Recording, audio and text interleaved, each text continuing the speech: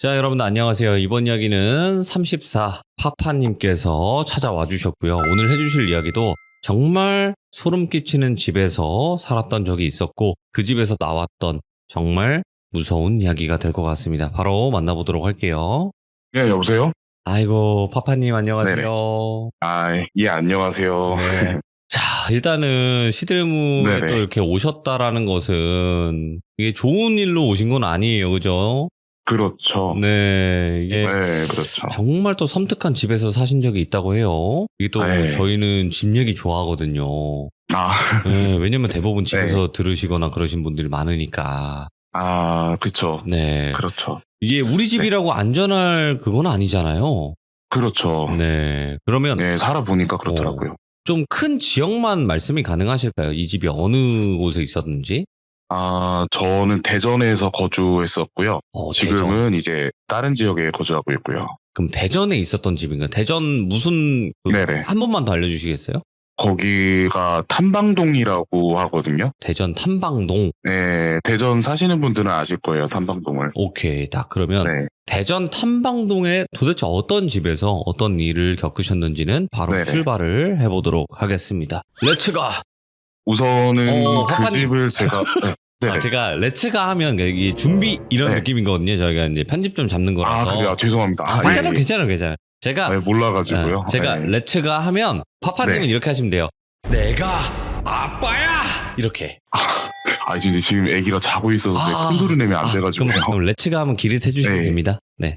네, 알겠습니다. 렛츠가 기릿입니다. 이렇게 하시면 돼요. 네. 렛츠가 기리십니다. 하면 돼요. 네. 렛츠가 기리십니다. 다시 NG. 자, 다시 갈게요. 네. 렛츠가 기리십니다. 네, 갈게요.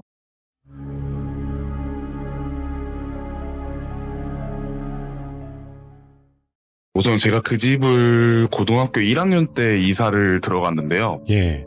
그 당시에 저희 집이 가세가 좀 많이 기울었을 때라 여동생은 이제 운동선수를 해서 저랑 떨어져 살고 있었고, 저는 이제 어머니랑 아버지랑 셋이 이제 그 집을 들어가게 됐어요. 그래서 그 당시에 이제 포장이사를 할 돈이 없으니까 네. 짐을 저희가 직접 날랐는데, 그래서 인부를 2명을 이제 구해서 일을 했어요. 그래서 이제 집을 들어가서 이제 짐을 날라야 되는데, 그 당시 제가 쓰기로 했던 방이 문이 잠겨 있었는데 이게 안 열리더라고요. 근데 사실 그 집이 굉장히 싸게 나왔던 매물이라 사실 어머니가 이제 그 집이 어떤 집인지 이런 것도 안 보고 그냥 들어가신 거거든요, 급해서. 그래서 이제 그 인부분이 문을 따주셔서 이제 열고 짐을 나르러 들어갔는데, 예. 그 방 안에 바닥에 팥 같은 게 되게 많이 깔려 있는 거예요. 팥이 깔려 있고 가운데 이제 양초가 일자로 이렇게 쭉 놓여 있었는데, 예. 이게 다 이제 오래돼가지고 이제 다 녹은 이제 그런 양초만 있었고, 그래서 방에서 좀 쾌쾌한 냄새도 났었고, 그래서 이게 뭐지 이렇게 둘러보고 있었는데, 방문 안쪽에 관세음보살 그림 같은 탱화가 되게 큰 그림이 이렇게 있었던 것 같아요. 그러니까 그거를 이제 급하게 떼느라고 이제 그림이 부분 찢어져서 이렇게 스티커가 남아 있었는데, 근데 어차피 저희는 그때는 좀 힘들 때라 이제 이런 것도 신경 안 쓰고 그냥 살아야 되니까 이제 신경을 안 썼죠. 그렇게 해서 이제 입주를 하게 되었고, 한 6개월 정도 지나서부터 뭐가 이렇게 안 좋은 게 많이 나오기 시작을 했어요. 그러면서 저희 어머니는 이제 몸이 아프게 되셨고, 저 같은 경우는 이제 가위를 많이 눌렸는데, 그 집에서. 네, 근데 가위를 보통 이제 뭐 못 움직이고 뭘 보고 이런 수준이 아니라, 제 체격이 되게 크거든요. 키도 되게 크고. 근데 제가 방 안을 이렇게 끌려다녔었어요. 발 잡힌 채로요? 네, 발을 잡힌 채로, 그러니까 이렇게 막 물걸레질 당하는 것 마냥 제가 막 이렇게 저도 이제 운동선수 출신이어서 제가 이렇게 쉽게 끌려다닐 그런 체격이 아니거든요. 근데 이제 그거를 가위로 태어나서 처음 느낀 게 그런 가위였는데, 그다음부터는 이제 가위가 이제 점점 무서워지니까 그 집의 방 자체가 되게 무서웠었어요, 저한테는. 근데 이제 동생도 오고 뭐 하면은 동생도 이제 매번 안 좋은 꿈을 꾸고 하는 얘기를 항상 했었거든요. 그러다가 이제 어느 날 이제 제가 이제 방에서 컴퓨터를 이렇게 하고 있는데 되게 늦은 밤이었어요. 근데 그날 이제 아버지랑 어머니가 이제 여행을 가셨나 이게 멀리 다른 지역을 가시고 저 혼자 남았는데 제 방에서 이제 컴퓨터로 이제 게임을 하고 있는데 바깥에서 막 쿵쿵쿵쿵 소리가 나갖고 뭐 이렇게 누가 돌아다니는 소리가 이렇게 나는 거야. 저 혼자밖에 없는데. 근데 저는 항상 이제 방에 소등을 해놓았었거든요, 항상. 근데 이제 뭐지 이러고 있는데 이제 문이 그러니까 누가 이렇게 천천히 연 것처럼 문이 되게 천천히 열렸어요. 그게 너무 무섭죠. 저도 그때 아무리 제가 이제 뭐 체격이 크고 뭐 이래도 그게 되게 무서워서 쫄아가지고 이렇게 쳐다만 보고 있는데 뭔가 이렇게 되게 희뿌연하게 까만 게 이제 보이는 거예요. 키 한 150 정도? 그래서 이제 뭐지 싶어서 이렇게 딱 일어나서 이제 보려 갔더니 엄청나게 빠른 소리로 쿵쿵쿵쿵쿵 하면서 이게 도망을 가는 거예요. 그래서 저도 이제 혹시 이제 뭐 집에 누가 들었나 보다 이제 도둑이나 이렇게 들어왔나 싶어가지고 그 소리가 멈추는 지역까지 딱 따라가서 보니까 이제 화장실에서 소리가 멈춰 있는 거예요. 그래서 되게 떨리는데도 그 문을 확 열었어요. 네. 근데 당연히 아무도 없더라고요, 그 안에. 근데 분명히 저는 그 소리랑 도망갈 때 이제 그 히히히하게 웃는 소리도 제가 분명히 들었거든요. 그래서 저는 너무 무서워서 그 자리에서 그냥 바로 10분의 집으로 갔어요. 무서워서 그 집에 못 있겠어가지고. 네. 그런 일도 있었고. 그리고 어느 날은 이제 제가 샤워를 하고 나왔는데 제 핸드폰에 부재중 전화가 한 6통 찍혀 있는 거예요, 아버지한테. 네. 보통 그러면 이제 급한 일일 수 있으니까 바로 이제 전화를 걸었죠. 근데 이제 전화를 한 2번 정도 걸었는데도 안 받으시더라고요, 계속. 그래서 더 걱정되니까 진짜 무슨 일이 있나 싶어가지고 마지막으로 걸었는데 전화를 딱 받는 거예요. 그래서 저는 이제 전화를 받았으니까 이제 얘기를 하는데 아버지가 이제 대답을 안 하시는 거예요. 예. 대답은 안 하는데 이제 전화기에서 이제 계속 그 무전기 소리 같은 것만 이렇게 나고 이러면서. 네, 그런 소리만 나고 웃음소리 비슷하게 이제 희미하게 저 멀리서 이렇게 들리더라고요. 그래서 정말 무서워서 이렇게 핸드폰을 소파에 탁 던졌는데 갑자기 이제 막 태어나서 그런 공포는 처음이었는데 몸이 막 털이 막 서는 거예요. 너무 무서워서. 그래서 이렇게 딱 뒤를 되게 어렵게 돌아봤는데 아버지 핸드폰이 뒤에 있는 거예요. 어? 뒤에 있는데 아버지 핸드폰을 이렇게 딱 보니까 분명히 제 거에는 6통인가 이제 부재중이 찍혀 있었는데 아버지 거는 이제 저한테 전화를 걸었던 기록이 없는 거예요. 그리고 방금도 통화를 받았는데 그것도 기록이 없어요.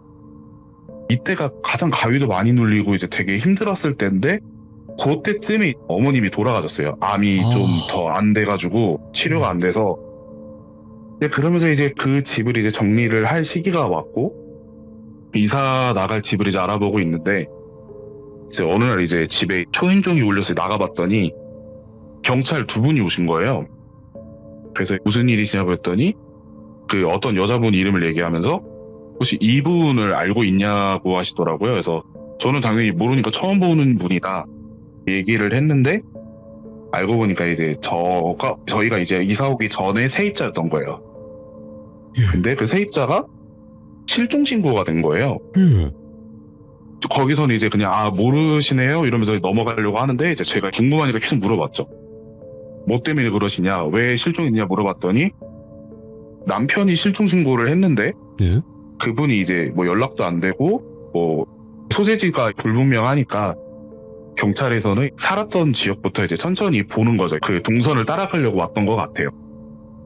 그래서 나중에도 어머니가 돌아가시기 전에도 한번 얘기를 들었는데 그 집이 알고 보니까 원래 무당처럼 이제 그 조그만하게 이제 법당을 차려뒀다고 하더라고요. 제 방에다가. 네, 이것도 저희 어머니가 이제 병이 안 나으니까 무당을 찾아갔다가 들은 얘기인데 네. 알고 보니까 제 방에서 애기신을 모셨고 급하게 도망을 갔는데 이 애기신을 처리를 안 하고 그냥 갔다고 하더라고요. 그래서 그 애기신은 거기에 묶여 있고 그 안에 여전히 남아있다 이렇게 얘기를 한 걸 제가 나중에 들었거든요. 예. 그러니까 어느 정도 경찰도 왔다 가고 하니까 머릿속에서 이게 얘기가 이제 맞춰지는 거예요, 앞뒤로. 그렇게 되면서 결국에 그 집을 나왔는데, 얼마 전에 이제 한 2달 전쯤에 제가 이사를 해서 들어왔는데, 꿈에 누가 문을 막 두드리는 거예요. 근데 문을 열었더니 되게 조그만한 소녀인데 되게 이게 환하게 웃으면서 나 안 보고 싶었어? 이러더라고요. 예? 그러면서 너가 그 집을 나가면 내가 모를 줄 알았지 이러면서 되게 환하게 웃으면서 자연스럽게 집 안을 들어오려고 하더라고요, 꿈에서. 그래서 저는 진짜 필사적으로 막았거든요. 못 들어오게 욕도 하고 막 이렇게 해서 막았단 말이에요. 그럼 이제 꿈을 꾸고 며칠 지났는데 동생이 이제 청첩장 주러 왔다가 그 집에 대한 얘기를 꺼낸 거예요. 동생도 저랑 비슷한 꿈을 꿨더라고요. 비슷한 시기에. 그래서 이제 이 얘기가 갑자기 생각이 나고 뭐 하다가 한번 사연을 제보하게 된 거죠. 섬뜩한 의지. 그렇죠. 나중에는 이제 그 경찰이 오고 간 다음에 집주인도 왔었는데 처음에 그 집주인도 얘기를 한 게 그 세입자가 연락도 잘 안 되고 이제 월세도 잘 안 내고 그래서 몇 번 이제 경고차 방문을 했었는데 방문할 때마다 이제 뭐 굿인지 뭔지 큰 소리가 안에서 나는 거를 들었었다 얘기를 해주더라고요. 그것도 한참 뒤에 들었었고 또 그 집에 살면서 잘 안 풀렸었어요. 사실 저희 가족들도 힘들었고 예. 어머니는 결국 돌아가셨고 제 동생도 운동선수 생활이 잘 안 됐고 근데 이제 그 집을 나오고 다른 집을 이사 가면서 좀 원래대로 이제 좀 정상으로 돌아왔죠. 그럼 동생분의 좀 시점에서도 또 여러 가지 네네. 동생분이 겪은 그런 이야기도 있나요? 네, 동생이 그 집에서 몇 번 겪은 다음에 예. 그러니까 동생이 이제 선수였으니까 숙소 생활을 하잖아요. 그렇죠. 근데 저는 동생한테 들었던 얘기가 더 무서웠던 게 예. 동생은 이제 그 저희 집 귀신 이런 걸 본 게 아니라 그 숙소 생활을 하는 때 이제 겪었던 귀신 얘기를 참 많이 해줬는데 그때 얘기가 굉장히 좀 무서운 게 많았었어요. 오. 그러니까 동생이 이제 숙소 생활을 하면서 동생이 좀 성격이 좀 셌거든요. 그래서 이제 여자인데 이 친구가 항상 방장 역할을 많이 했었어요. 좀 약간 무섭고 이러니까 그래서 이제 위아래 선배들 선배 후배도 동생이 관리를 다 하고 숙소 생활도 이제 방장 개념으로 이 친구가 관리를 했었는데 저희 집에서 그 탐방동 집에서 일이 난 다음부터 이제 숙소 생활을 하면 뭔가 이제 가치 있는 걸 항상 느꼈대요. 그리고 이제 어렴풋이 봤는데 어디서 이제 주워 들은 게 봐도 못 본 척하는 게 낫다라는 얘기를 주워서 들었대요.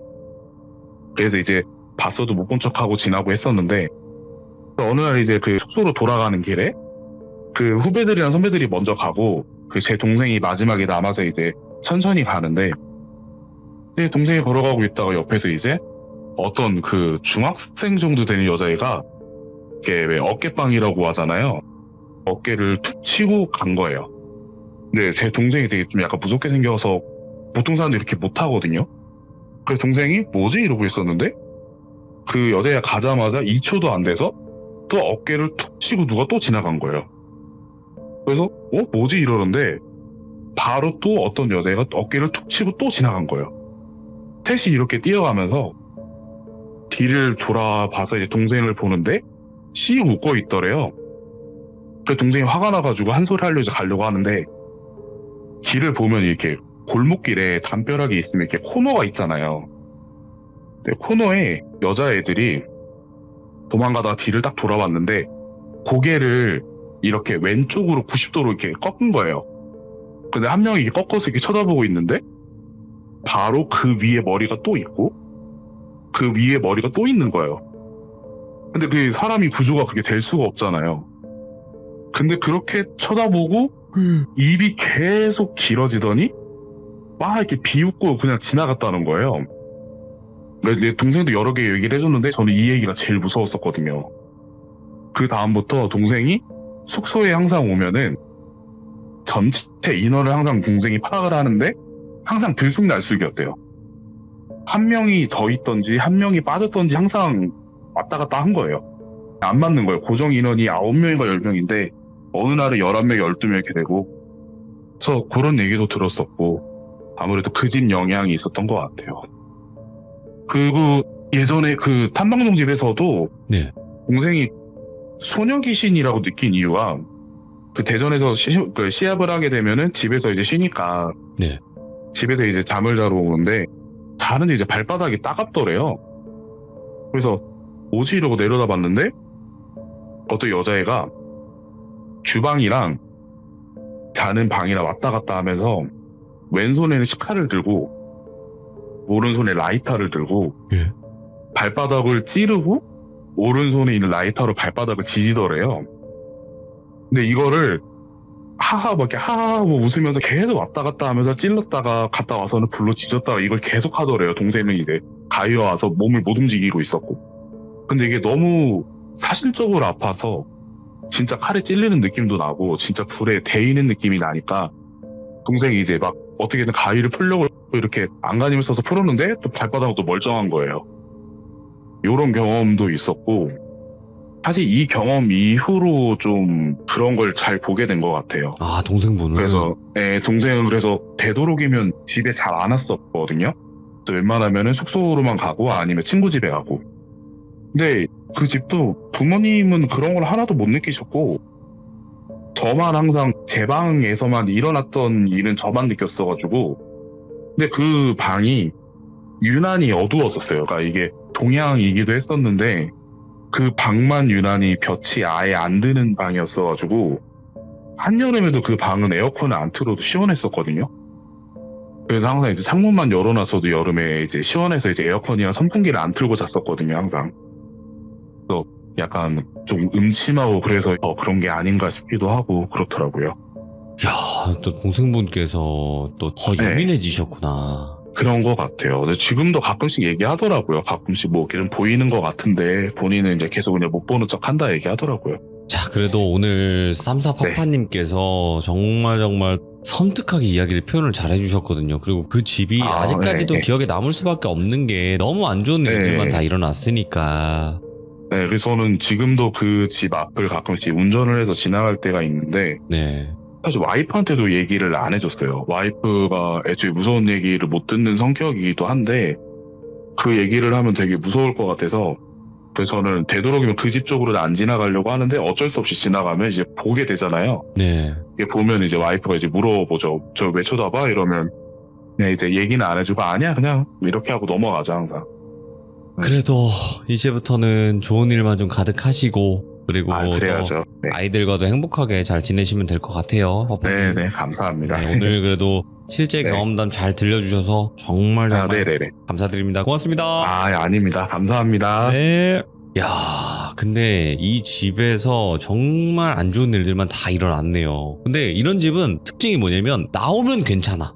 그러니까 이런 집에 살다가 안 좋은 일 다 겪고 나서 나오면 또 일이 잘 풀리는 경우가 더 많아요. 근데 동생분은 이 집 이후에 좀 더 많은 걸 겪으시고 좀 느끼시고 했던 것 같습니다. 그래서 여러분들 항상 집 볼 때는 싸다고 좋은 게 아니라는 점 다시 한번 강조드리도록 하겠습니다. 시청해주신 모든 분들 감사드립니다. 고맙습니다.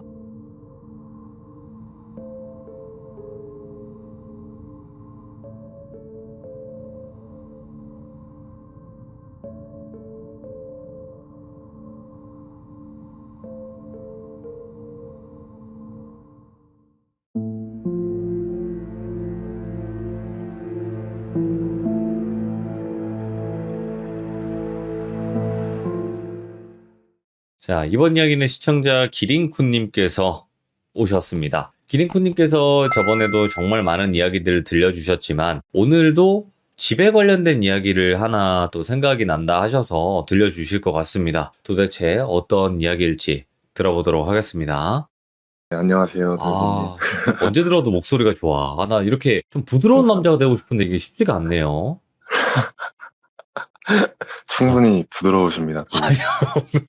자, 오늘 기린쿤님께서 또 이렇게 늦은 밤 부드럽게 등장을 해주셨는데 오늘 기린쿤님께서 해주실 이야기가 예전에 이제 누님과 정말 또 고통스러웠던 집에 관련된 이야기를 해주셨잖아요. 네, 그쵸. 근데 오늘도 또 그런 집이 있었다라고 하셨는데 맞나요? 지난번에 말씀드렸던 집의 네. 어떻게 보면 두 번째 이야기라고 말씀을 드리면 될 것 같습니다. 지난번에 얘기했던 그 집에 네. 관련된 이야기 두 번째 썰. 네네, 맞습니다. 알겠습니다. 그럼 바로 출발을 할게요. 렛츠가! 기린쿤입니다. 기린쿤입니다.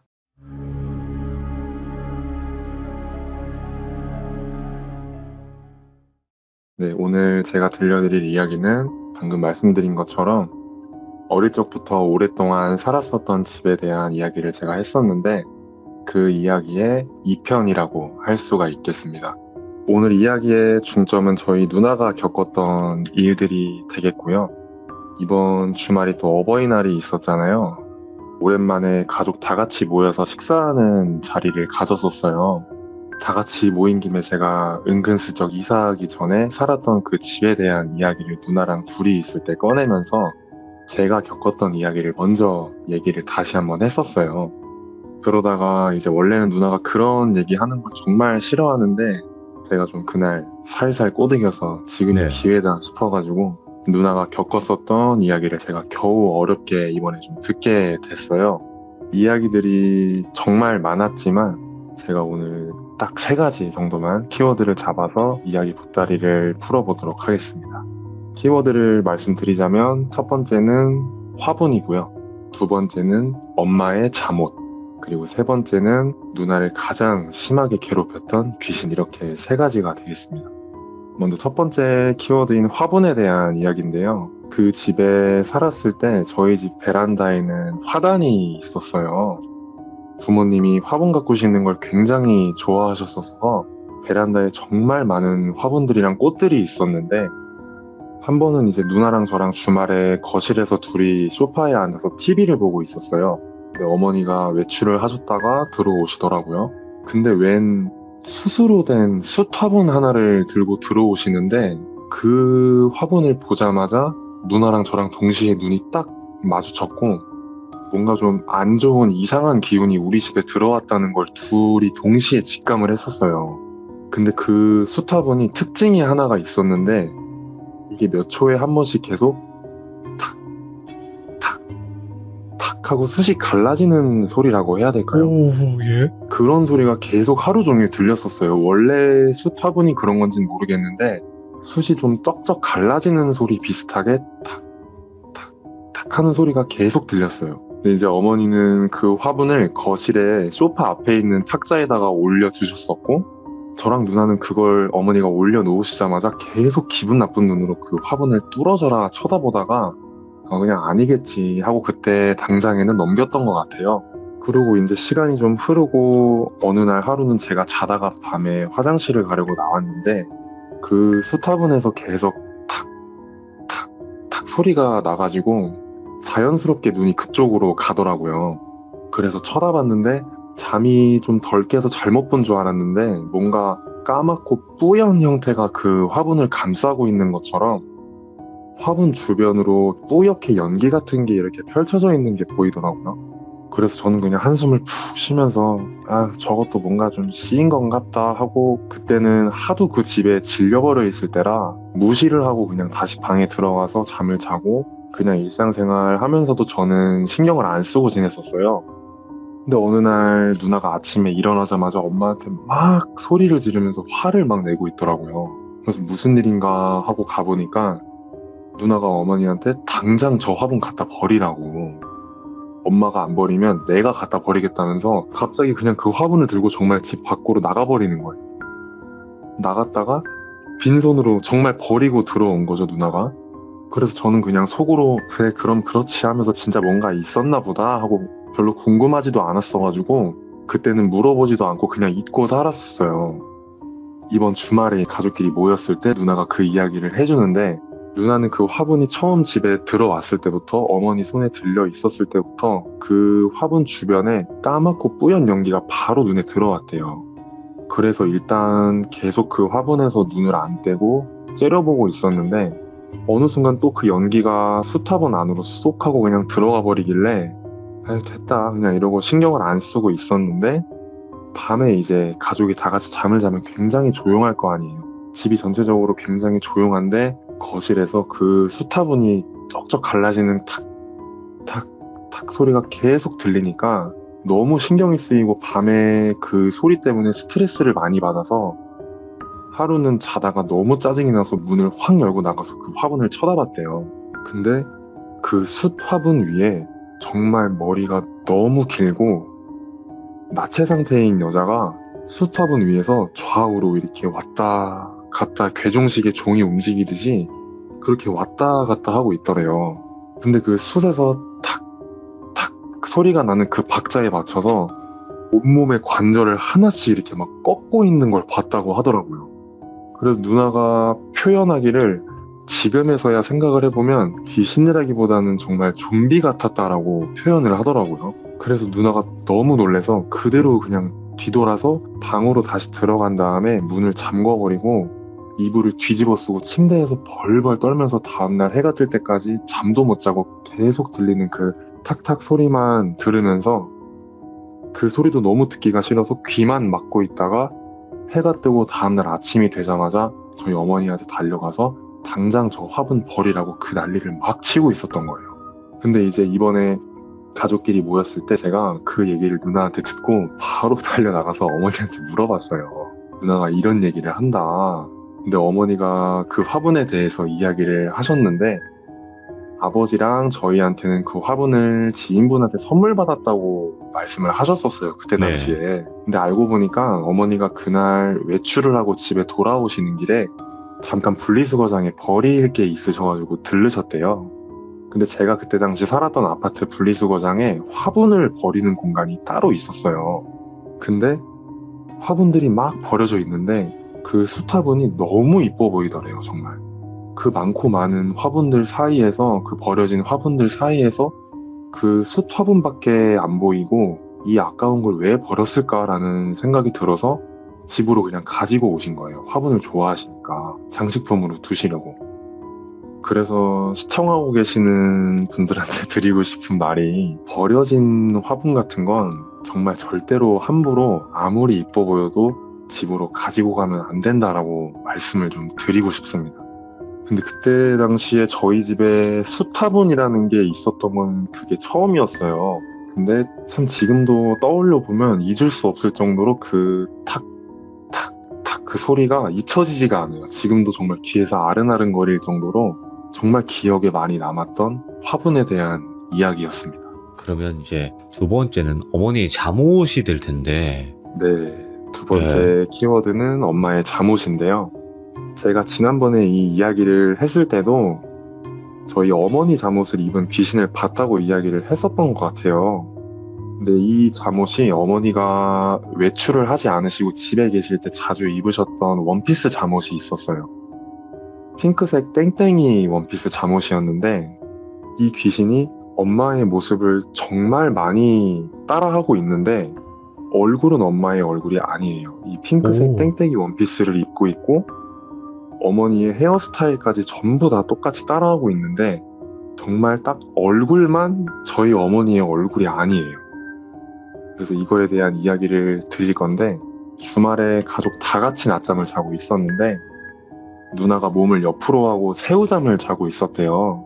근데 그대로 가미가 눌린 거예요. 옆으로 잠을 자면서. 근데 갑자기 어머니가 누나를 막 부르면서 나와서 밥 먹으라고 뜬금없이 부르기 시작을 하더래요. 누나의 이름을 이제 기린순이라고 하면 기린순 일어나 나와서 밥 먹어 하면서 계속 부르다가 누나가 대답이 없으니까 누나 방으로 걸어오는 소리가 들리더래요. 그렇게 걸어오면서 방 안으로 들어오는 어머니의 실루엣이 보이는데 핑크색 땡땡이 원피스 잠옷을 입고 들어오시더래요, 어머니가. 이렇게 어머니가 들어오셨는데 누나 앞에 가만히 서서 계속 기린순 일어나라고 밥 먹어야지 하면서 말을 하시다가 누나가 눈뜬 상태로 가위가 눌려서 당연히 아무 말도 못하겠죠. 아무 말도 안 하니까 갑자기 어머니도 아무 말도 안 하고 그냥 가만히 몇 초 동안 누나 앞에 서 있더래요. 근데 그때 당시에 누나의 시점에서는 어머니의 허리 부분까지밖에 보이지를 않았었는데 그렇게 가만히 있다가 어머니가 갑자기 고개를 누나 얼굴 쪽으로 확 내리면서 기린순 일어나 밥 먹어야지 하는데 얼굴이 어머니의 얼굴이 아닌 거예요.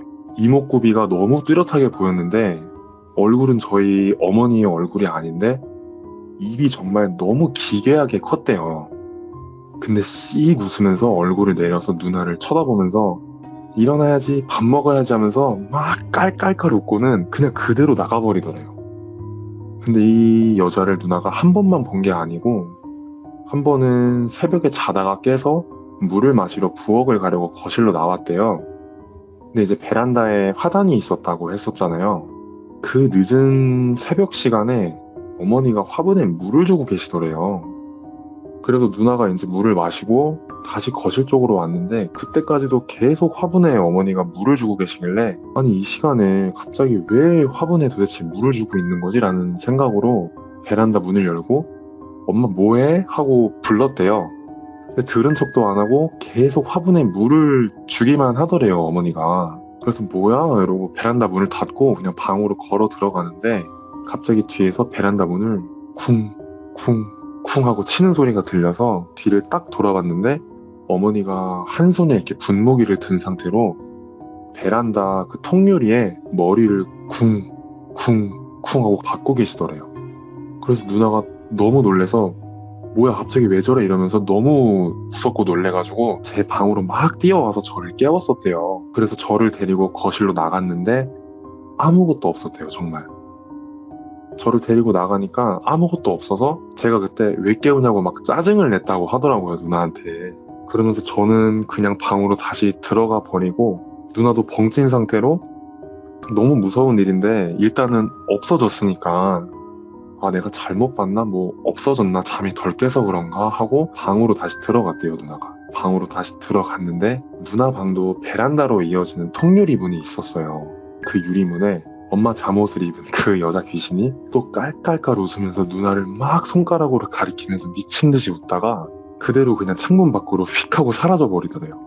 그래서 누나가 너무 무서워가지고 안방으로 전력 질주로 뛰어가서 문을 탁 열었는데 부모님은 너무 멀쩡하게 안방에서 주무시고 계시고 그래서 그날은 누나가 이불이랑 베개랑 다 싸들고 안방으로 가서 안방에서 잠을 잤다고 하더라고요. 그리고 다음날 이제 일어나서 어머니한테 혹시 엄마 새벽에 화분에 물 주러 나갔었냐 이렇게 물어보니까 당연히 어머니는 갑자기 무슨 뚱딴지 같은 소리를 하냐 이렇게 말씀을 하셨다고 하더라고요. 그래서 그때 당시에 누나가 어머니한테 이런 일이 어제 새벽에 있었다 하고 어머니한테 말을 해줬더니 어머니는 역시나 그 얘기를 믿지 않으셨다고 하더라고요.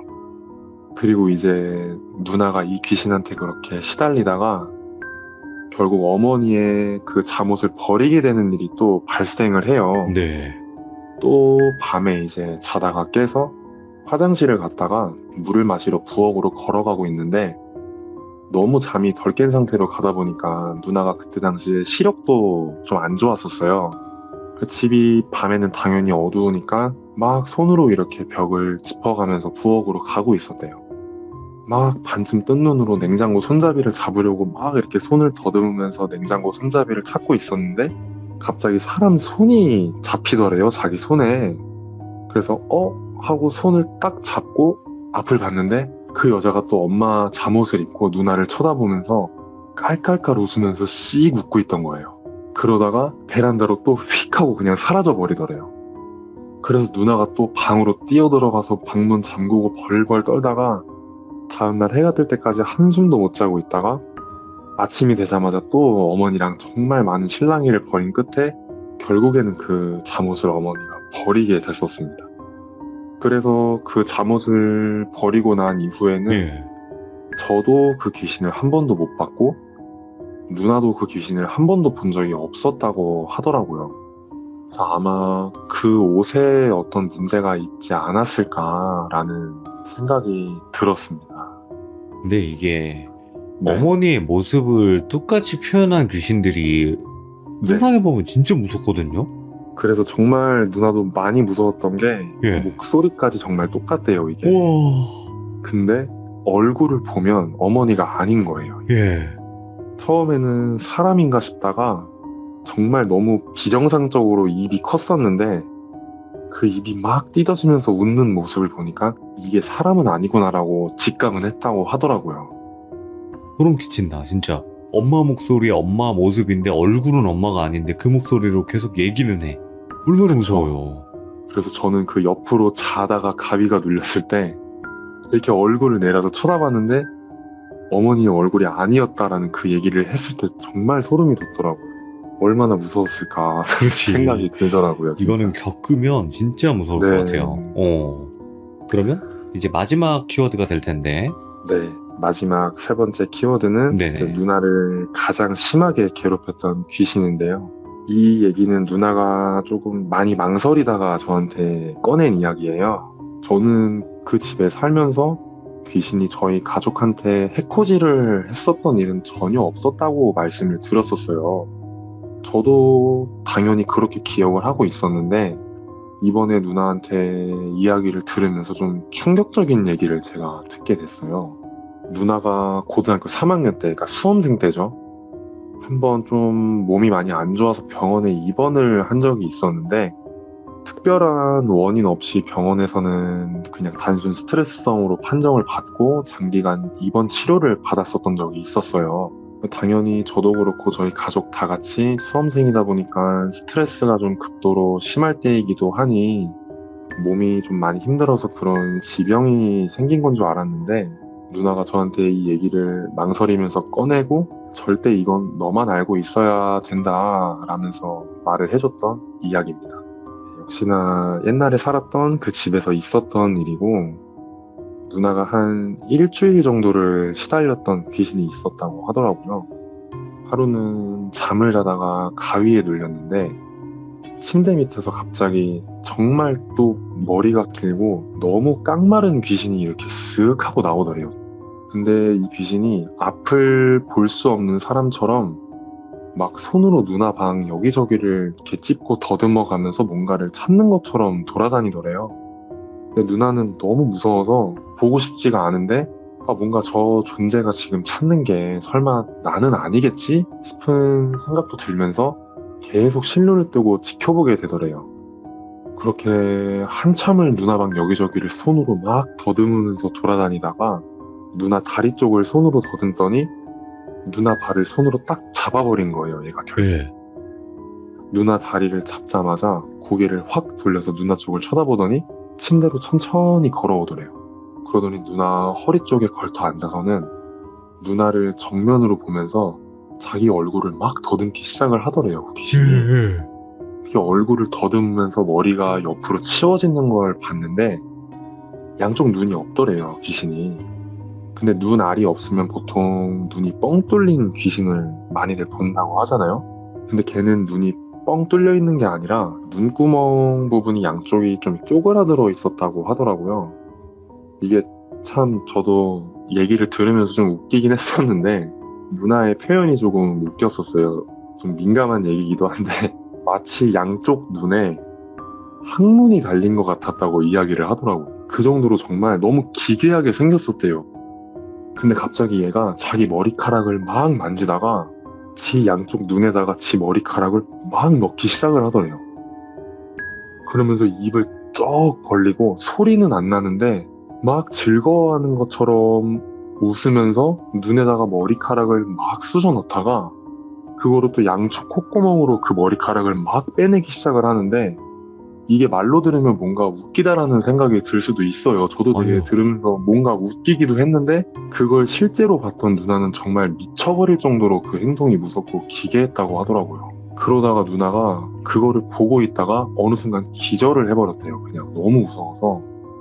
그날은 이제 그러고 끝이 나게 됐고 다음날 밤에는 잠이 들었는데 얘가 또 똑같이 침대 밑에서 기어 나와서는 누나 방을 막 손으로 더듬으면서 돌아다니다가 또 누나 몸에 손이 닿으니까 누나 쪽으로 다가와서 침대에 걸터 앉았대요. 걸터 앉았는데 이번에는 누나를 뚫어져라 가만히 쳐다보고 있더래요, 얘가. 그러다가 갑자기 손을 누나 얼굴 쪽으로 천천히 뻗기 시작을 하더래요. 그러다가 누나 머리카락을 손으로 한 움큼 이렇게 짚더니 그걸 가만히 쳐다보고 있더래요, 누나 머리카락을. 그러다가 한 손으로 누나 입을 이렇게 싹 벌리더니 누나의 머리카락을 누나 입에다가 막 넣기 시작을 하더래요, 갑자기. 누나는 또 그러다가 너무 놀래가지고 기절을 해버린 거예요. 그러고 나서 눈을 뜨자마자 막 소리를 지르면서 일어났는데 비명이 안 나오더래요, 누나가. 근데 뭔가 이상하다 싶어서 정신을 차려보니까 누나 입에 본인 머리카락이 정말 한가득 쑤셔 넣어져서 들어가 있더래요, 누나가. 그때부터 누나가 정말 잠을 자는 게 너무 무섭고 두려워서 매일 밤 정말 기도를 하면서 잠이 들었는데도 얘가 한 일주일 정도를 계속 앞에 말했던 거랑 비슷한 방식으로 누나를 막 괴롭히다가 너무 힘들었는데 마지막으로 얘를 봤을 때 누나 침대에 걸터 앉아서 누나 머리 끝부터 몸을 막 더듬으면서 아래로 손이 내려가더래요. 그러다가 누나 배에 손이 닿게 됐는데 손이 닿자마자 내려가던 손이 딱 멈추면서 손가락으로 배를 이렇게 톡톡톡 쳤다고 하더라고요. 그렇게 배를 손가락으로 톡톡톡 치더니 갑자기 고개를 숙여서 누나 배에다가 바람을 하고 이렇게 계속 불더래요. 느낌 안 좋다 이거. 오. 네. 몇 분 동안 그러다가 얘가 갑자기 베란다 창밖으로 뭔가에 빨려 나가듯이 사라졌다고 하더라고요. 근데 그 일이 있고 나서부터 더 이상 밤마다 그 귀신을 보는 일은 없었대요, 누나가. 근데 누나가 그때부터 이상하게 하루 종일 배가 너무 심하게 좀 더부룩하고 불편하고 뭔가 차 있는 듯한 버거운 느낌이 조금씩 들기 시작을 했다고 하더라고요. 그때 당시에 누나가 그런 증상을 겪는 걸 저도 옆에서 봤었는데 나중에는 이게 정말 숨 쉬는 게 벅찰 정도가 돼서 어머니한테 이야기를 해서 병원에 갔었어요. 근데 정말 배가 볼록하게 부풀어 있었대요, 누나가. 그래서 여러 정밀 검사를 했었는데 결론적으로는 배에 가스가 찼다고 하더라고요. 근데 스트레스성으로 배에 가스가 차서 병원에 찾아오시는 분들이 많기는 한데 그때 의사 선생님이 말씀하시기를 동일한 증상을 겪는 환자분들보다 유독 심하게 가스가 많이 차 있고 배가 정말 심하게 불러 있었다고 말씀을 하셨대요. 그래서 약물 치료부터 해서 병원에 있으면서 심적으로 안정도 많이 취했는데도 정말 긴 시간 동안 나아지지가 않았었어요, 누나가. 그러다가 어느 순간에 갑자기 누나가 호전이 되면서 퇴원을 했었거든요.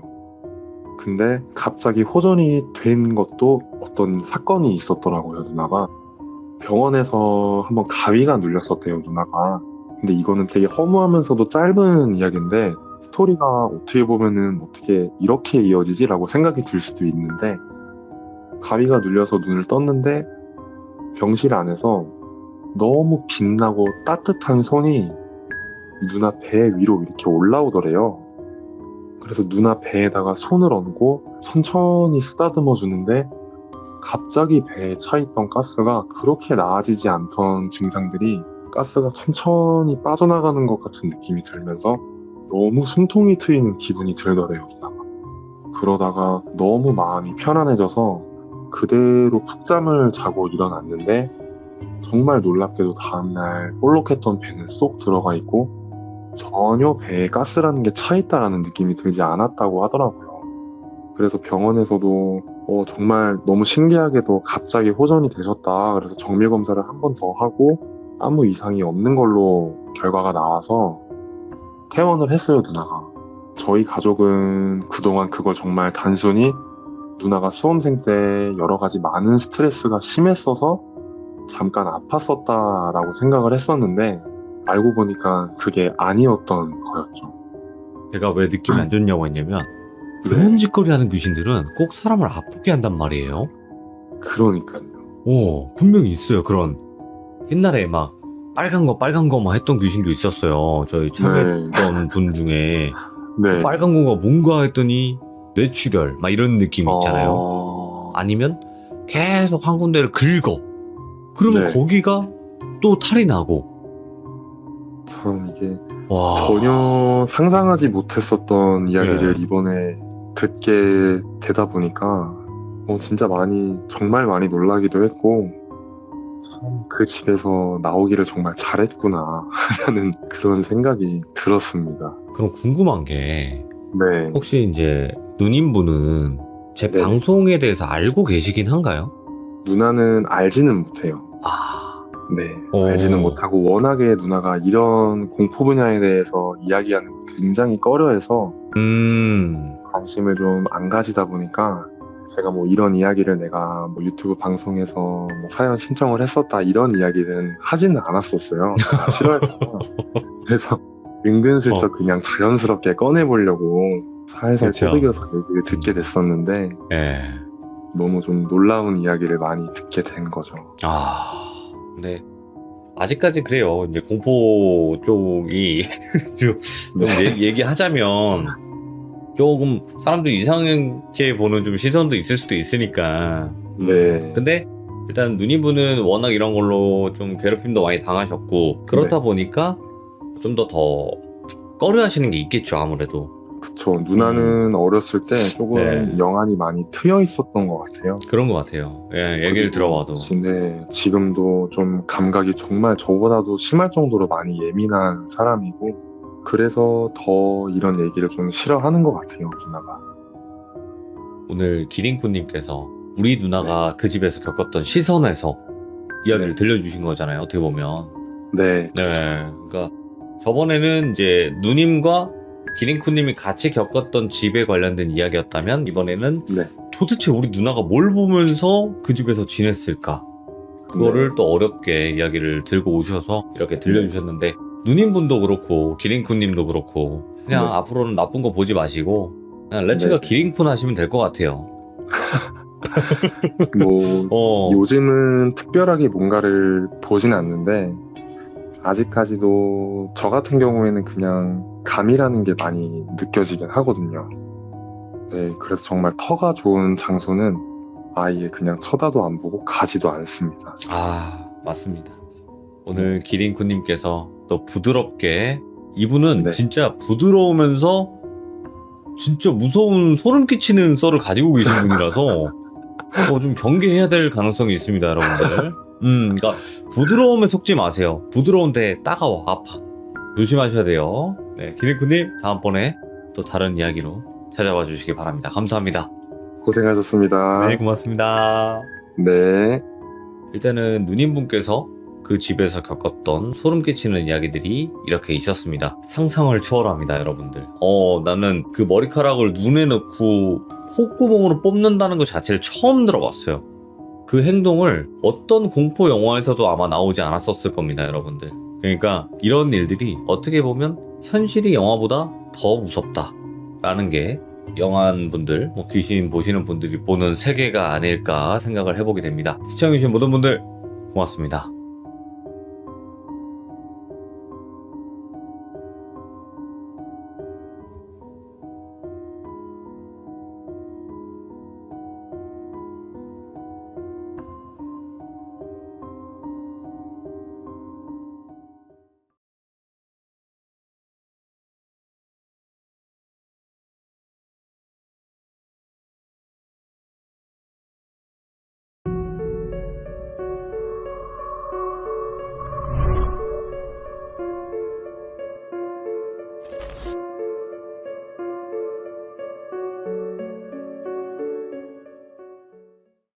자, 이번 이야기는 시청자 머랭님께서 이야기를 들려주실 겁니다. 머랭님의 직업은 현직도 간호사이기 때문에 간호사를 하시면서 아니면 혹은 간호사 동료분들에게 들었던 무서운 이야기들이 굉장히 많습니다. 이게 귀신 쪽의 이야기건 사람이 무서운 현실 공포건 이렇게 두 가지 다 들려주시는 분인데 오늘 이야기 어떤 이야기일지 같이 확인을 해보도록 할게요.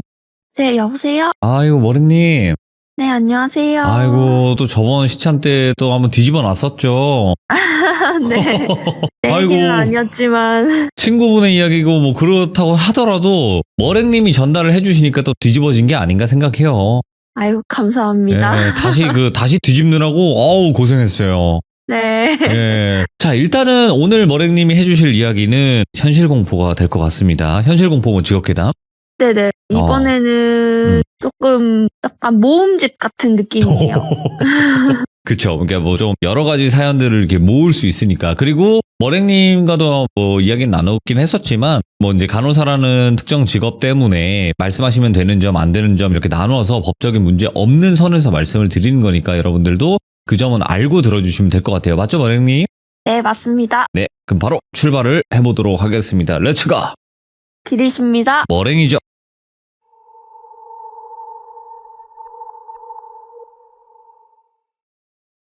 일단 제가 먼저 들려드릴 이야기는 대학교 때부터 시작이 되는데요. 대학교 때 저희는 간호과 학생들은 실습을 나가게 되는데 오. 일단 무조건 한 번씩 가는 게 정신과 실습을 나가게 돼요. 오. 그래서 제가 가게 된 곳이 정신과 병동이긴 한데 옛날에는 되게 초반에는 정신병동이 그 옛날에 그런 말 있잖아요. 산 위에 하얀 집이라고. 아, 언덕 위에 뭐 하얀 네, 집 뭐 이런 언덕 식으로. 위에. 그런 식으로 진짜 깊숙한 곳에 있었어요. 깊숙한 곳에 있어가지고 저도 실습을 가려면은 그 병원에서 출퇴근 차를 이용하는 그 곳에 가서 서서 그 차를 타고 저희가 거기로 가야 되는 그런 시스템이었거든요. 산속으로. 네, 그거를 타고 한 4, 50분을 가야만 출근을 할 수 있는 시스템이었는데 이제 원래는 저희 같은 학생 간호사들은 급성기 병동을 많이 가거든요. 급성기 병동이라고 해서 네. 정신과 질환을 가지신 분들한테는 급성기가 있고 만성기가 있어요. 오. 이제 급성기 환자들한테서 저희가 조금 배울 수 있을 만한 케이스가 있고 저희가 이제 케이스 스터디라고 해가지고 실습을 나가서 발표를 하고 거기에 대해서 배울 게 있는 그런 조금 건이라고 해야 되나? 아. 그거를 잘 잡을 수, 포커스를 잡을 수 있는 그런 게 많기 때문에 원래는 급성기 병동을 가야 되는 게 많아요. 예. 근데 이상하게 저희가 만성기로 가게 된 거예요. 예. 근데 그게 잘못 배정이 됐던 거죠. 그래서 이번 저희 기수만 만성기 병동에 가게 됐는데 거기는 어떤 곳이냐면 이제 들어가자마자 봤는데 진짜 지금은 모든 게 다 컴퓨터 시스템으로 돼 있지만 거기는 어느 정도였냐면 공책이 진짜 너덜너덜하게 입퇴원 환자 기록이 있었는데 제가 태어난 연도에 입원하신 분들도 있었어요. 그래가지고 아시죠? 그 TV를 보시면 넷플릭스에 핫했던 정신병동에도 아침이 와요라는 그 병원 이야기에서도 간호사실과 병동이랑 완전 분리가 돼 있잖아요. 거기 안에 들어가면 밖에서 문을 잠그기 때문에 그 안에 들어가면은 나올 수가 없어요. 그리고 저희한테도 비밀번호나 이런 걸 가르쳐 주지 않기 때문에 직원들 카드가 있어야만 왔다 갔다 할 수 있거든요. 그래서 저희는 거기 직원 선생님들이 문을 열어줘야 나갈 수 있고 예? 문은 바깥에서 저희가 열고 들어갈 수 있어서 그렇게 들어갈 수 있는 시스템이었는데 저희가 여자 환자들 병동에 가게 됐긴 했는데 당연히 여자 학생들이니까 제가 이상하게 그 여자 정신질환자 분들에게 인기가 되게 많았어요. 오, 어떤 의미로요? 그분들한테는 좋은 의미고 저한테는 굉장히 안 좋은 의미로요. 뭘까, 예? 일단 거기는 그 바이폴라라고 해가지고 조울증 환자분들이 있고요. 조울증 환자분들도 있고 그 알코올리즘이라고 해가지고 그 알코올 중독 환자분들도 있고 조현병 만성 환자분들도 있고 네. 가끔 치매 걸리신 분들 있잖아요. 아, 있죠, 예. 엄청 완전 노인분이 계시는데 보호자분들이 그냥 거기에 버리고 가신 분들도 계시더라고요. 아이고, 방치하고. 네, 방치하고. 그래가지고 처음에 갔었을 때는 저희는 일단은 라포를 쌓아야 어쨌든 케이스 스터디가 되니까 저는 그게 되게 쉬워가지고 원래 이렇게 만성기 환자들은 급성기 환자처럼 예민하지 않고 그래도 좀 어쨌든 만성기 환자들 약을 되게 오래 먹고 병원 생활을 오래 했던 사람들이니까 그래도 조금 다가가기 쉽구나 이런 생각을 했어요. 네. 근데 알고 보니까 그게 아니었던 거죠. 제가 아닌 다른 학생 선생님한테는 엄청 까칠하게 구시는 거예요. 어떤 정도였냐면 지금은 어떻게 하는지 모르겠는데 거기서는 병동 안에서 담배도 피워요. 환자들이 화장실에서. 그래가지고 어느 정도였냐면 환자 중 한 명이 저한테 되게 진짜 집착성을 가진 환자가 있었는데 그 환자가 진짜 갑자기 저한테 쓱 다가와서는 막 중요 부위를 만지려고 하고 엄마, 예? 그리고 힘이 진짜 세요. 힘이 진짜 세가지고 병실이 있는데 갑자기 그 병실로 끌고 가서 저를 침대에 눕히려고 하고 근데 그건 그 옆에 있는 환자분이 이제 말려줬거든요. 예. 그러거나 막 화장실에서 다 모여서 막 담배를 피고 있는데 제 옆에 다른 학생 간호사 선생님이 있었는데 다른 학생 간호사 선생님한테 얼굴에 담배를 지져버리려고 하고 진짜 그 정도로 갑자기 액팅아웃을 하시는 거야.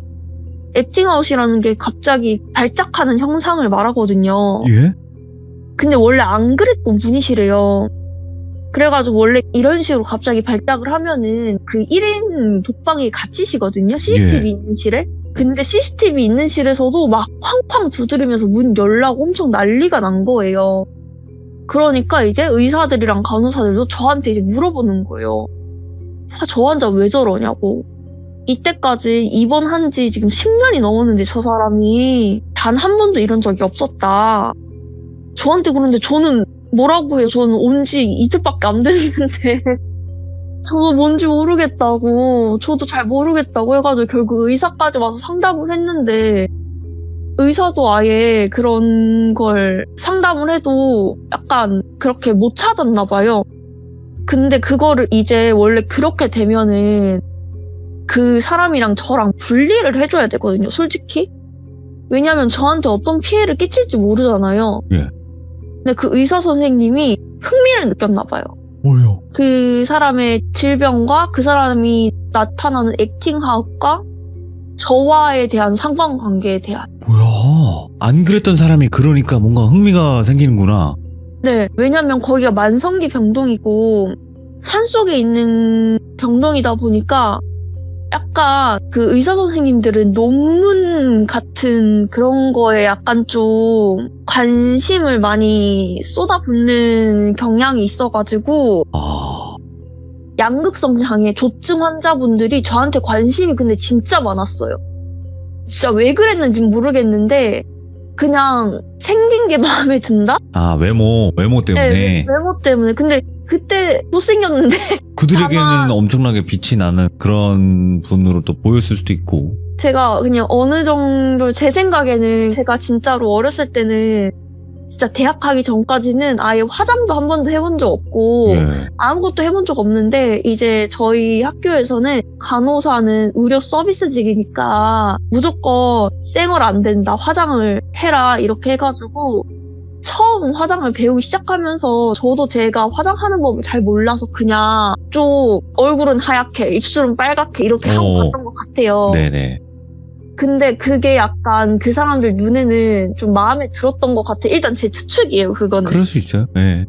네, 그래서 그때는 제가 진짜 전 똥송이이기도 해가지고 화장을 아예 처음 해봤던 터라서 완전 그냥 진짜 못생긴 화장이었거든요. 제가 생각하기에는. 근데 그 사람들은, 조증 환자들은 화려하다고 생각하는 그런 거를 좋아하더라고요. 제가 나중에 봤었을 때는 예. 그런 거에 대한 상관관계 약간 그 의사 선생님이 집착을 하시는 거예요. 예. 그러니까 저는 그 환자를 피해 다니기 바쁜데 계속 그 폐쇄병동에 넣어서 계속 밖에서 문을 안 열어주는 거예요. 예. 아니 근데 이거를 학교에도 말을 했어요. 예. 근데 이제 학교에서는 저희가 실습을 나갈 때 실습 나가면은 그 병원에 돈을 줘요. 돈을 주고 우리 학생 실습을 보냅니다. 좀 잘 가르쳐 주십사 이렇게 하면서 실습비를 줘요. 예. 근데 그 학교에서는 너 안 다쳤지 않냐? 안 다쳤고 원래 실습하는 거는 폐쇄병동 그렇게 배우는 거다. 너 때문에 실습 병원 하나가 잘리면은 어쩔 거냐 막 이런 식으로 대응을 하는 거예요. 아, 예.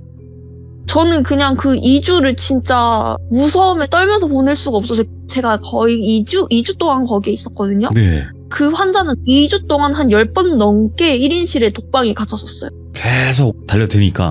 네. 근데 진짜 강제로 뽀뽀도 당했어요. 아이고야, 쪽. 너무, 네, 쪽을 당했어요. 예.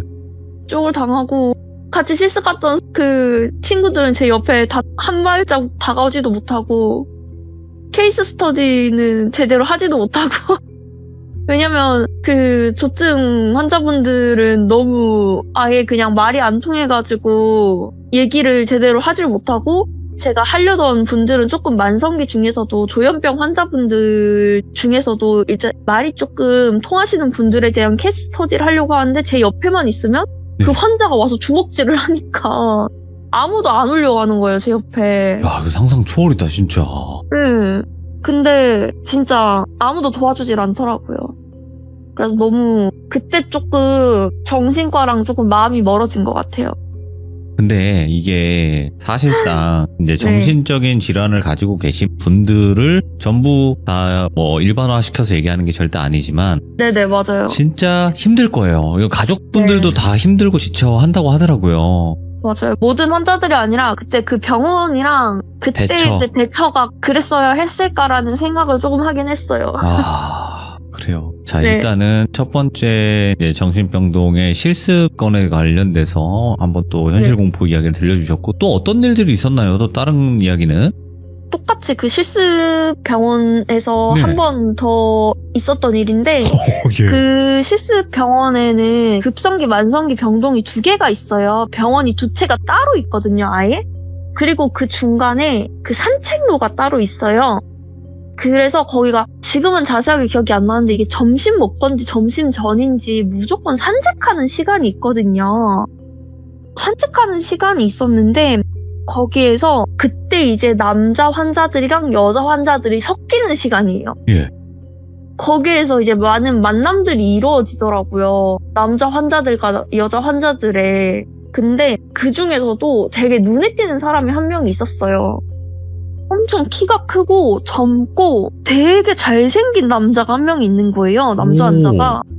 근데 저는 약간 이미 산책 시간에는 그 사람의 활동이 더 자유로우니까 그 사람을 피해 다니느라 신경도 못 쓰고 그 시간도 도망 다니느라 좀 바빠가지고 나중에 친구들한테 들었는데 이제 20대 초반의 여자애들이 이제 정신과 병동에 3밖에 없는데 와가지고 들어왔는데 환자가 키가 크고 되게 잘생겼고 저도 한번 봤는데 진짜 잘생기긴 했더라고요. 거의 배우 같은 상이었어요.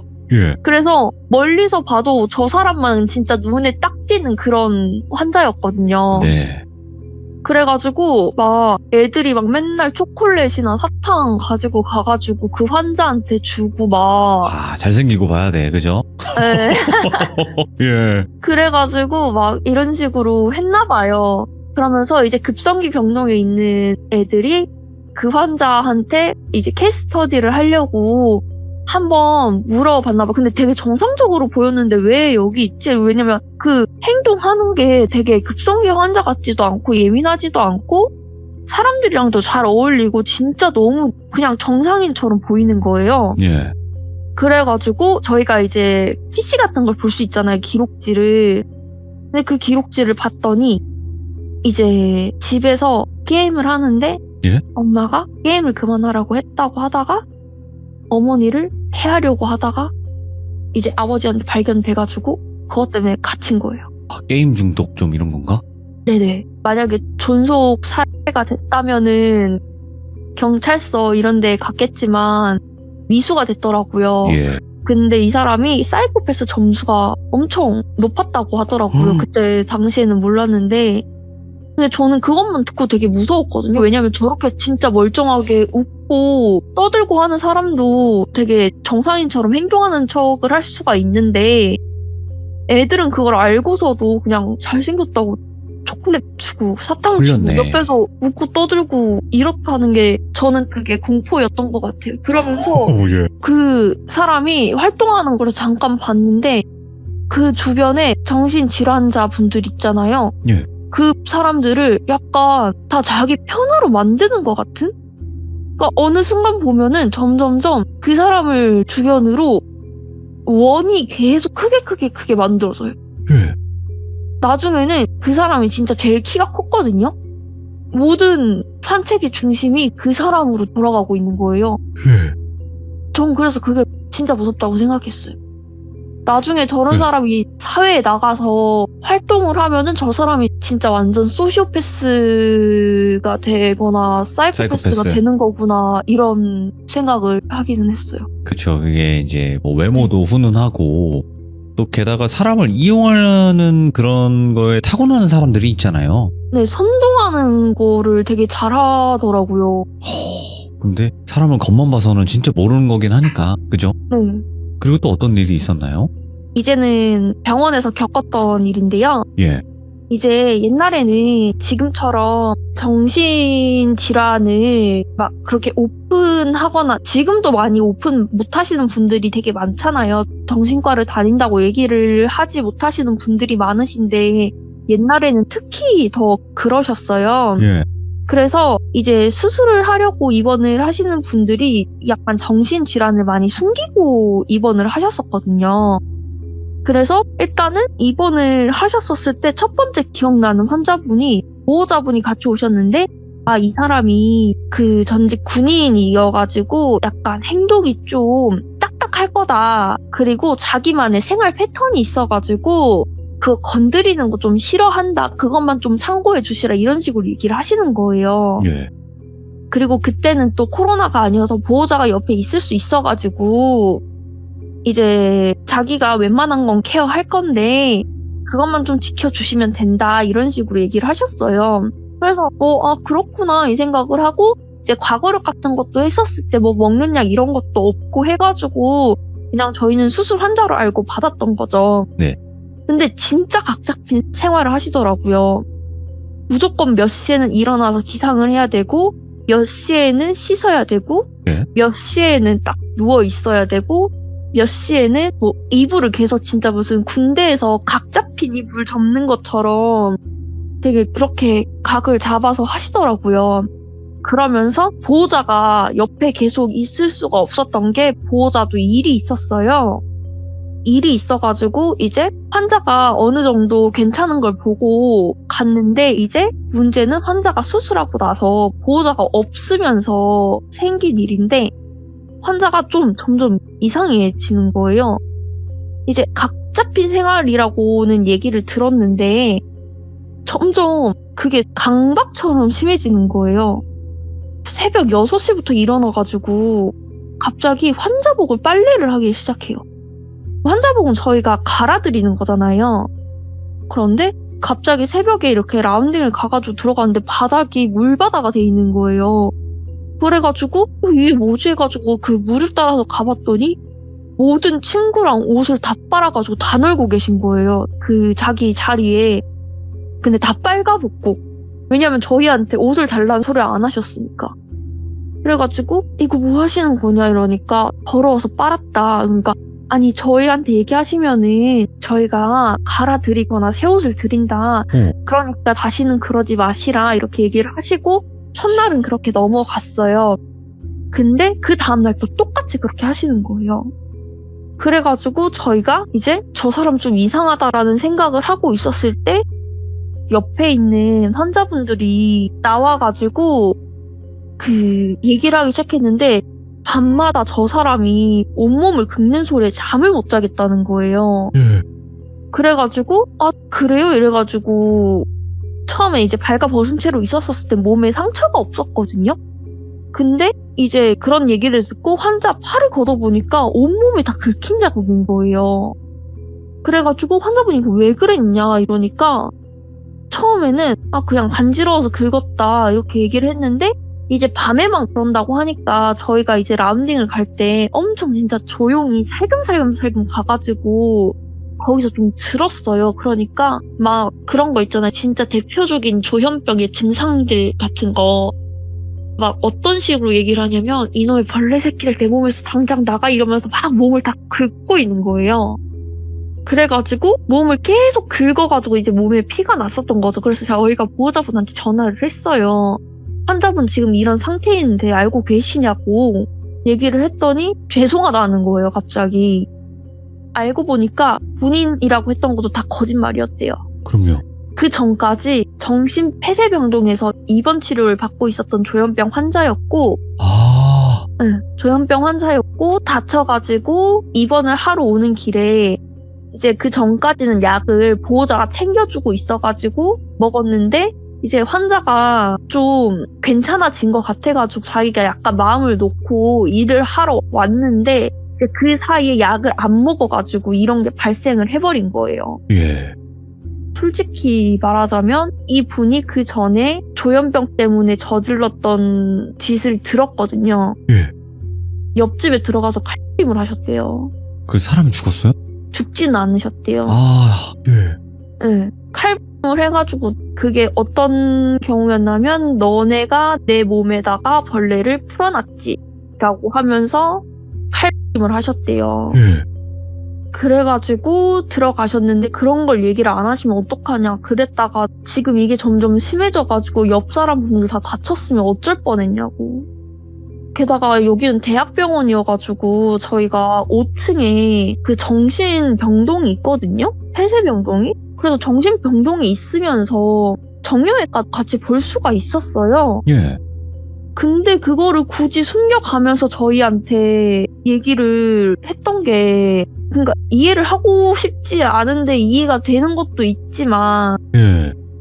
다른 사람이 다칠 수가 있는데 그거를 위험성이 있는데 네, 그걸 위험성이 얘기해서 알고 있는데 좀 미연에 네, 방지를 미리, 해야 네. 되는데 미연에 방지를 해야 하는데 그거를 이제 본인들도 말하기 수치스러웠다 이런 얘기를 하는 거예요. 그것 하나 때문에 이제 저희 전체가 다 위험에 빠질 뻔했던 거죠. 이게 또 한 가지는 되게 최근에 있었던 일인데요. 일주일 전 일입니다. 이제 이분은 허리를 다쳐서 입원을 하셨는데 수술까지는 할 필요는 없고 그냥 주사 치료를 하고 그냥 입원해가지고 물리치료랑 그냥 그 약물 치료 하자는 그냥 처방만 나와가지고 입원을 하신 경우였어요. 근데 이제 저희가 코로나 때문에 외출 외박이 안 되는 상태였거든요. 저희가 저녁 시간은 환자들이 밥 먹고 1층에 가면은 흡연실이 있어요. 네. 그 흡연실 정도 가는 거는 저희가 말리진 않거든요. 병원 밖에만 안 나가면 되는데 갑자기 경찰서에서 전화가 온 거예요.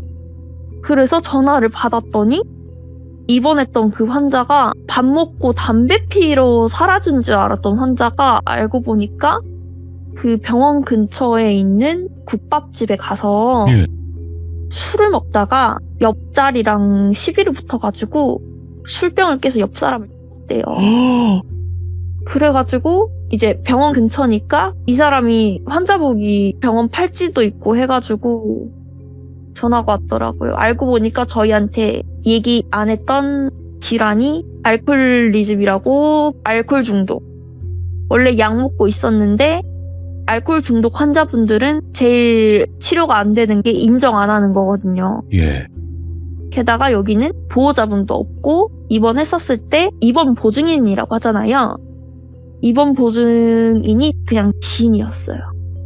그래서 일주일 전에 한바탕 난리가 났었죠.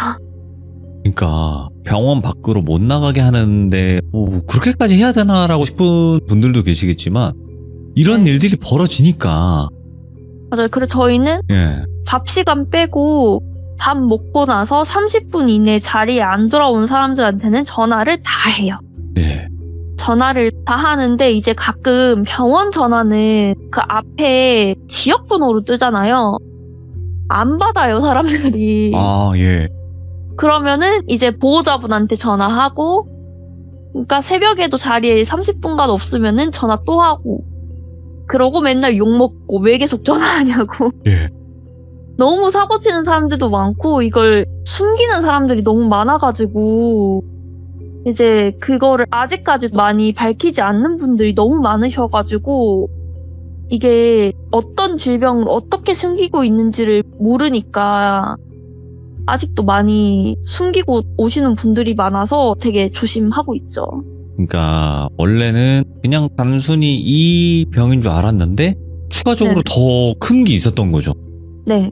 근데 제가 봤을 때는 그걸 얘기 안 하는 이유가 그거를 얘기를 한다면 아마 그 부분에 대해서의 조치가 취해질 테니 그래서 저희가 그런 게 매출을- 아닐까요? 맞아요. 특히 그 술과 관련된 문제에 관해서는 이 사람이 없어지는 거에서 더 저희가 예민하게 반응을 할 거니까 네. 그러는 경우도 좀 많죠. 그래요. 이게 정신적으로 아프시면 당연히 병원을 갈 수도 있고 입원을 할 수도 있다고 생각을 해요. 하지만 그 안에서는 솔직하게 우리들은 그냥 뭐 드라마나 영화로 볼 뿐이지 실제로는 우리가 상상도 못할 일들이 벌어지고 있다라는 거죠. 네. 예, 그래서 우리 귀족님들 중에서도 아마 아까 보니까 간호사분들도 계신 것 같은데 막 엄청 공감을 하시더라고요. 맞아요. 공감을 안 할 수가 없나 봐요, 이게. 근데 네. 우리 일반 사람들은 모르거든요, 이 정도는. 맞아요. 예, 왜냐면 뭐 매스컴이나 이런 데 나올 때는 정신병동에서 뭐 폭행을 했다, 어떤 뭐 사람이 뭐 사람을 괴롭혔다 이런 얘기만 나오지 사실상 환자가 의료진한테 어떻게 하는지는 잘 안 나오거든요. 그래서 저희 병원 음. 건물 내에 있는 모든 편의점에서는 술 판매가 금지되고 있어요. 오, 그치 뭐 병원 편의점에서 굳이 술을 팔 필요는 없긴 하죠 사실상. 네. 그 음. 근처 건물에서는 아예 네. 술 판매가 금지되고 있고 아직 음. 근데 이야기가 한 2개 정도 남았어요. 아 남았어요 아직? 네. 최근 일을 먼저 얘기하셨길래 이게 마지막인 줄 알았어요. 갈게요. 이거는 그 선배한테 들은 얘기인데 저희가 이제 실습을 나가면은 저희 간호사 학생 실습복에는 학교 이름이랑 그 명찰에 이름이 있잖아요. 그래서 그거는 숨길 수가 없는데 네. 특히 저희가 입사하자마자 제일 먼저 듣는 거랑 또 실습할 때 제일 먼저 듣는 게 환자가 번호를 달라거나 고맙다고 주소를 알려달라거나 어디 사냐고 물어봤을 때 절대 알려주지 말아라. 이런 얘기를 하거든요. 그래서 저희도 그거를 당연하게 생각하고 있는데 이제 학교 마크와 명찰을 보고 대략적인 건 알 수 있잖아요. 학교는 치면은 주소가 나오고 이름을 알면은 찾을 수가 있어요. 근데 어떤 그 정신질환자 분이 입원을 했다가 퇴원을 하셨는데 학교 앞에 찾아오신 거예요. 예. 찾아오셔가지고 누구누구 학생 있냐고 찾아왔다고 했는데 이제 학교 행정실까지 간 거예요. 근데 처음에는 누군지를 모르니까 대체 누구지? 하고 제 선배가 가봤대요.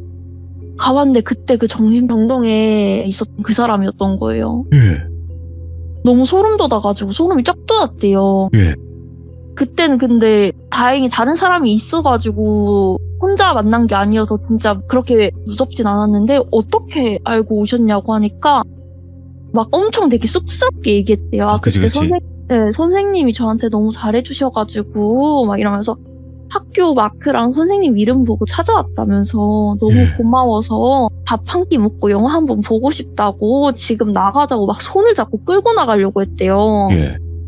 그제서야 이제 거기 행정실에서도 완전 그 상황을 파악을 하고 바로 이러시면 안 된다 했는데 갑자기 거기서 아니 내가 고맙다고 표현을 하려고 하는데 당신들은 뭔데 막으려고 하냐 그러고 이제 그 선배한테 아니 병원에서 나한테 그렇게 잘해줬지 않냐 잘해주고 그렇게 웃어주고 했는데 밥 한 끼 못 먹냐면서 갑자기 옆에 있는 물건들을 다 집어 던지더래요. 오, 예. 그래가지고 결국에는 경찰 불러서 다시 보호자분 오셔가지고 다시 정신병동에 재입원 와. 하셨습니다. 아니 막 사랑이 죄는 아니잖아요. 뭐 이런 네. 거면 그냥 그 정도 선에서 끝나. 죄송합니다. 갈게요 하면서 그냥 갔으면 그냥 그러려니 하는데. 네. 이야 이거는 네. 진짜. 이게 되게 그 정신질환자 쪽이나 아니면 정신과 쪽을 원하는 선생님들이 계시면은 라포도 조금 쌓는 거에 대해서 선을 되게 지키는 게 중요할 것 같아요. 제가 그냥 뭐 어디서 주워 듣기로는 의사 선생님이나 이제 뭐 간호사진 분들도 감정을 배제해야 된다 뭐 이런 얘기를 들어봤는데 그런 건 없나 봐요? 배제를 해야 되는 건 맞아요. 그죠? 네, 왜냐면 근데 이제 감정을 배제를 하되 그 사람의 상황이 이제 이 사람이 진짜 눈에 보인다고 믿으면은 처음에는 급성기 때는 동조를 먼저 해줘야 된대. 왜냐면 동조를 안 해주면은 그 사람이 자해를 할 확률이 너무 높아가지고 동조를 먼저 해주되 천천히 아니라고 약을 먹으면서 이제 그 환청이나 환시나 이런 게 줄어들면은 그때부터 천천히 이거는 아니다, 이게 현실이다라고 조금씩 알려주는 거래요. 야, 쉽지 않네요, 진짜. 네. 자, 그러면 마지막 마지막 이야기. 예. 개인적으로 제일 소름 돋았던 얘기입니다. 이거는 어느 날 병동으로 편지가 한 통이 옵니다. 편지가 한 통이 오는데 한 50대 환자의 편지였습니다. 태어난 환자의. 아직도 그 앞줄이 생각나는데 안녕하세요 머랭님, 머랭 간호사 선생님으로 시작되는 편지였어요. 편지에 USB도 같이 동봉이 돼 있는 거예요. USB? 네, USB도 같이 동봉이 돼 있었고 병동으로 온 편지였어요. 저는 몇 월 며칠 태어난 몇 호 환자 누구누구라고 합니다. 이렇게 적혀져 있는데 솔직히 전 기억이 안 났어요. 그 사람이 누군지. 제 담당 환자도 솔직히 아니었고요. 예. 너무 그렇게 왔다 갔다 한 환자가 많아가지고 사실 기억이 잘 안 났어요. 그래가지고 이거 뭐지 하면서 선생님들이랑 같이 읽었어요. 그냥 병동에 온 환자고 USB도 있으니까 솔직히 다 궁금하잖아요. 근데 내용이 어떤 내용이었냐면 저희가 이제 막 소독을 하려면은 패드 같은 걸 끌어서 나와야 되는데 그 패드 끌고 나올 때 앞에 휠체어 타고 있으신 환자분들 계시면은 저희 패드 지나가야 되는데 휠체어 타신 분들 조금 옆으로 비켜주시겠어요 하면서 손짓으로 살짝 그 비켜달라는 제스처를 취한단 말이에요. 근데 그 사람이 어떤 식으로 했냐면 선생님이 힘겹게 패드를 끌고 오시면서 자신에게 그 살랑거리는 손짓을 했던 그 모습이 눈에서 떠나지 않고 그 힘든 모습에도 웃음을 잃지 않은 모습이 너무나도 사랑스러워 보였고 그 뒤에도 선생님을 지켜봤는데 항상 웃는 모습이 너무나도 아름다웠고 겨울이었지만 내 마음에는 봄바람이 살랑거리듯이 일렁였고 선생님의 얼굴을 보는 하루하루마다 자신의 그 하루가 너무나도 달라졌고 막 그런 게 들어있는 거예요. 예. 그러면서 USB에는 자기가 개인적으로 좋아하는 노래랑 선생님을 생각하면서 선생님이랑 어울리는 노래를 USB에 담았고 거기에다가 사진도 있었어요. 자기 사진. 오. 그래가지고 예. 이건 경찰에 신고를 해야 되나 진짜 고민을 했거든요. 근데 진짜 편지 내용이 너무 소름이 돋고 저는 그 환자 얼굴도 기억이 안 나고 선생님들은 옆에 놀리고 있고 나는 지금 심각한데 신고해봤자 어차피 뭐 피해본 건 없으니까 이걸. 네, 피해본 예. 것도 없고 전 그 USB 보냈다는 것 자체도 진짜 너무 소름이 돋았거든요. 사진은 뭔 사진이에요? 자기 일상생활 사진이랑 셀카요. 셀카도 이상하게 찍은, 구도 이상하게 찍은. 네, 50대 아저씨 그 아시죠? 그 산정상에서 찍은 것 같은 그런 사진들. 각도 따위는 무시한 그냥 네. 그 사진이면 된다라는 그 느낌? 네, 알죠. 제가 그때 20대 초반이었는데 50대 아저씨가 그러면서 맨 마지막에 자기 번호 적어놓고 예. 만나고 싶다고 괜찮으면 한번 만남을 가져보자고 정말 USB에는 노래는 기억나세요? 하나도 안 듣고 그대로 버렸어요. 예. 기억이 전혀 나지 않습니다. 너무 끔찍했거든요. 뭐 공포라기도 공포지만 사실상 어떤 하나의 또 해프닝이기도 하고. 근데 이런- 약간 적어놓은 그런 편지의 그쵸. 표현들이나 그 앞뒤 문장이 정상인이 쓴 것 같지가 않았어요. 그렇죠. 아무래도. 네, 두서없고 되게 자기 혼자의 망상적인 편지라 그래야 되나? 약간 조금 그런 환자들을 보면서 진단받지 않은 정신질환이 있을 거다라는 환자분들이 몇 명 있어요. 예. 약간 그런 종류가 아니었을까. 그 한 사람이 여러 가지의 정신병명이 있는 사람들도 있나 보네요. 한 가지가 아니라 한 5가지, 6가지 뭐 이런 사람들도 있나 봐요. 복합적으로 있는 경우도 되게 많아요. 오. 되게 많죠. 예를 들면 뭐 조현병이면 조현병이다 아니면 뭐 이렇게 나뉘는 게 아니라 조현병도 가지고 있고 이것도 가지고 있고 저것도 가지고 있고 이렇게 좀 여러 가지를 한꺼번에 갖고 있는 사람들도 있나 보네요. 근데 조현병도 종류가 되게 많이 나뉘어요. 막 그쵸. 경계성도 있고 이제 만성으로 넘어가는 조현병도 있고 망상형도 있고 엄청 강박형도 있고 되게 엄청 많이 종류가 나뉘거든요. 근데 뭐 거기 안에서도 강박도 있고 뭐 약간 망상도 같이 겹쳐 있고 거기에 조울증도 겹쳐 있고 이런 환자들도 되게 많이 있어요.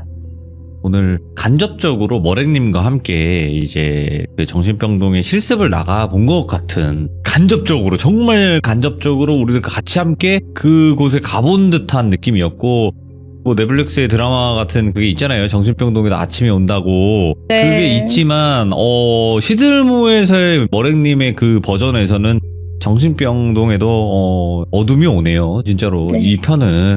거기에서는 정다은 간호사님께서 환자에게 연락처를 주잖아요. 아, 예? 그거는 절대 있을 수 없는 일이거든요. 아, 진짜 위험한 행동이다. 네, 그건 정말 줘서는 안 되는 일이거든요. 간호사가 그 정신과 환자에게 번호를 준다? 그것은 간호사가 징계를 먹어야 되는 일입니다. 아, 그러니까 법적으로도 좀 안 되는 부분이 있나 보네요. 네. 오, 일반 사람들도, 그러니까 정신병동이 아닌 네. 일반적인 그 병동에서도 마찬가지예요? 네, 저희는 일반 병동에서도 환자가 번호를 달라고 해도 저희는 번호를 드릴 수가 없어요. 아, 여러분들 혹시라도 입원했는데 뭐 간호사분이 마음에 들었어. 그래, 뭐 용기 내는 건 괜찮은데 번호 물어보지 마세요. 법적으로 그게 있으셔서 못 드린다고 합니다. 나가서 뭐 완전 그런 건 법적으로는 모르겠는데. 아닌데 일반 환자분들은 가끔 그런 경우는 계세요. 자기 아. 번호를 남기고 간다거나 아, 아니면은 어. 옛날에는 페북을 많이 했잖아요. 페북을 찾아가지고 그거를 꾸역꾸역 찾아서 연락 오는 사람들도 있어가지고 이제 다 비공개 돌려놓고 하긴 했었습니다. 근데 하기야 뭐 이런 쪽의 이야기는 마음에 들면 어련히 알아서 같이 이게 안 되겠습니까? 한 사람이 마음에 안 들면 끝나는 거니까 이거는 그쵸. 뭐 그런 쪽으로 그냥 배제시키면 될 것 같고, 오늘 머랭님께서 어둠의 이야기를 또 이렇게 들려주셨기 때문에 저희가 또 이런 일이 있구나를 더 자세하게 알 수 있었던 계기가 됐던 것 같습니다. 너무너무 감사드립니다. 고맙습니다. 네, 수고하셨습니다. 감사합니다. 네. 그리고 여러분들께 다시 한번 말씀을 드리지만 모든 정신질환을 앓고 계신 분들을 일반화를 시켜서 얘기하는 게 절대 아닙니다. 진짜 있었던 정신과 그쪽에서 있었던 어떠한 몇 가지의 케이스를 실제로 들려주신 거기 때문에 그렇게 알아들어 주셨으면 너무너무 감사할 것 같다라고 생각이 들고, 여러분들의 댓글 남겨주시길 바라겠습니다. 감사합니다.